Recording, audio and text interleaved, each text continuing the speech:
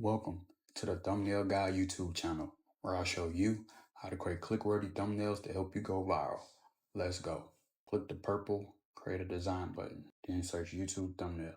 Next, I'll go to my projects folder, then I'll go to folders, and scroll down to TNT, and I'll add this image to my design. I'm going to add the rest of my images to a second page as well. I'm going to resize this till it fits the whole page. I'm going to press edit, and I'm going to go to magic grab, and I'm going to click my subject and press grab. I'm going to press command backslash to close the side panel, and now I'm going to reposition my photo in the center. Now I'll just resize it again till about right there. Now what I'm going to do is go to elements, shapes, and I'll select this rounded rectangle, and I'm going to resize it till about right there for now. Then I'm going to command D to duplicate. I'm going to change this rounded rectangle to white. First things first, I'm going to select the background, and then I'm going to lock it so it doesn't move. Then I'm going to press command D to duplicate.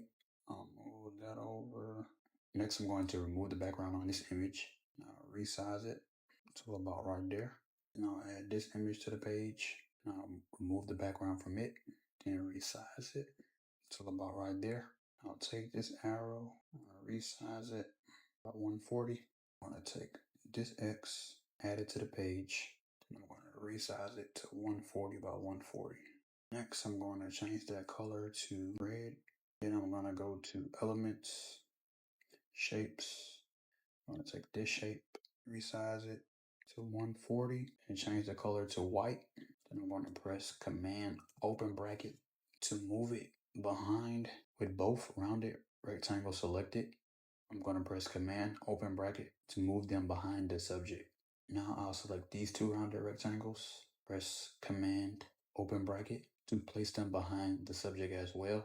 The last thing I'll do is select the subject, go to edit, then shadows. I'll add an angle shadow, then I'll adjust the angle to right about here. With the subject selected, I'm going to make it a bit larger since it got smaller when I added the shadow to it. I'm going to adjust it to right about there. This is the final result. If you found this video valuable, like and subscribe, and don't forget to leave a thanks thumbnail guy down in the comment section.